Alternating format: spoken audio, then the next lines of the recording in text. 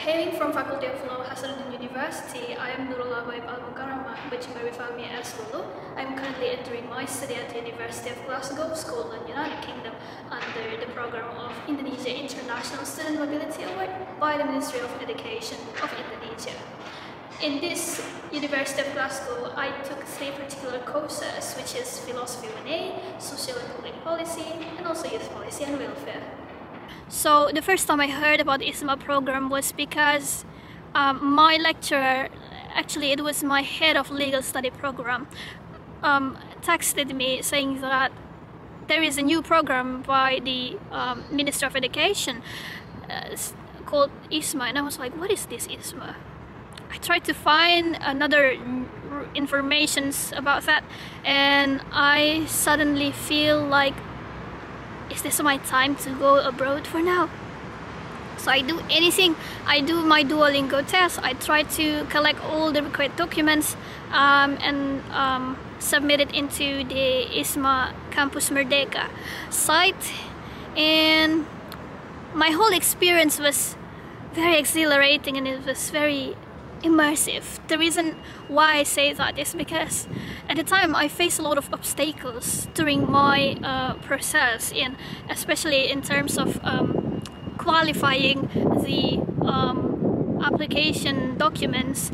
At the time when I take the Duolingo test, I face a very hard obstacle where suddenly my test was suddenly cancelled, and there was an email from the Duolingo saying that my test cannot be validated, but I don't know why suddenly the window keeps open again, and then I can click the button, the start test button, and I managed to finish it, and I managed to get the result, and it was like, wow, I cannot believe this. That's my first obstacle.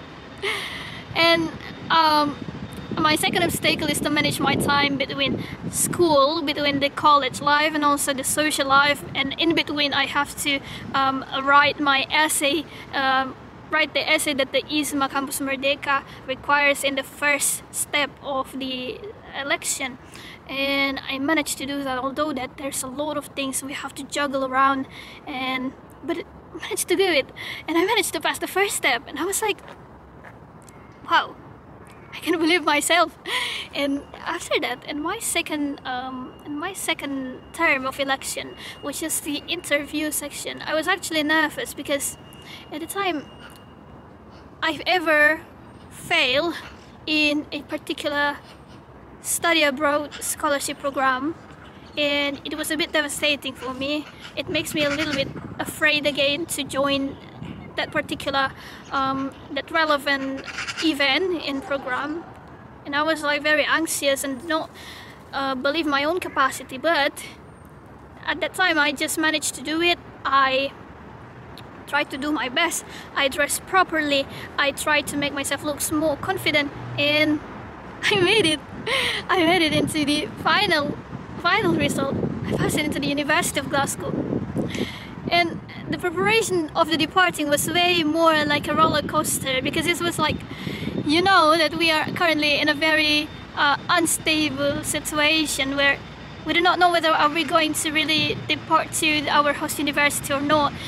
And in between, when I heard about the news that the UK government changes the status of Indonesia from amber to red list, I was devastated. I thought I'm not going to depart. I thought I'm not going to attend my study physically in the United Kingdom in the University of Glasgow. But I just try to adapt with the current situation. I have to deal and accept the current circumstances. I do my best.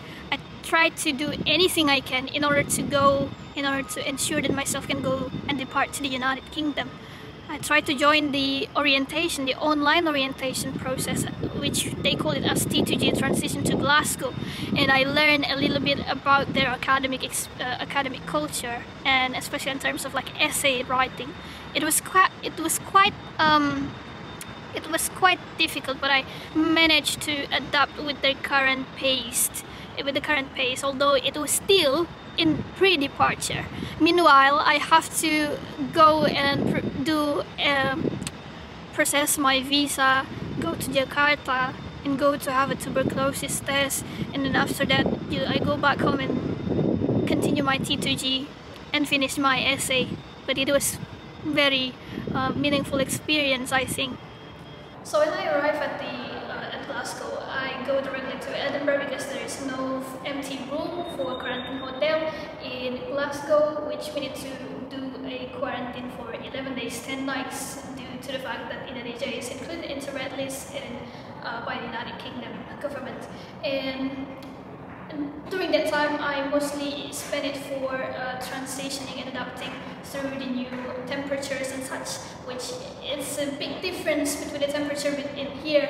You can feel how the temperature dropped between 11 to 17 degrees Celsius, while in Indonesia it is very, very rare for you to experience such coldness. The cultural differences that I experienced there is it's very difficult to understand their accent, really, because they have their own accent, like the Glaswegian accent and the Scottish accent, which I cannot clearly understand at the first time. But I try to learn and I try to adapt, and finally I can understand a little bit, although it's only a little bit. And cultural shock, there is not actually a particular cultural shock that I experienced, but the only barrier between me and the locals is just the languages and the accent. But it's totally okay, I can adapt to it and I can manage to handle it. During my study at the University of Glasgow, I experienced a lot of things that I haven't experienced back in my home university, such as the models of learning. So, in University of Glasgow, you will have that 1 hour each session seminar, and also at the end of the week you will get a tutorial consisted of a tiny amount of students, only like 10 students each class with one tutor, that you are able to exchange ideas and also to gain deeper understanding on the lessons that we have learned back in the seminars. And also what I really like is when we are doing our assignments, written assignments or any kind of form of assignment, we always get the constructive feedback from our tutor or from our professors, which is really meaningful to us in order to show what are those loopholes, what are our weakness, and where can we repair and fix it.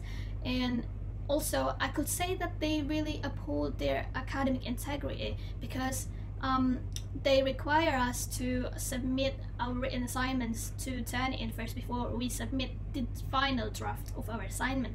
So if we manage to get the percentage of our plagiarism under the required minimum, under the required maximum percentage each courses have established, then we are able to proceed it into submitting it.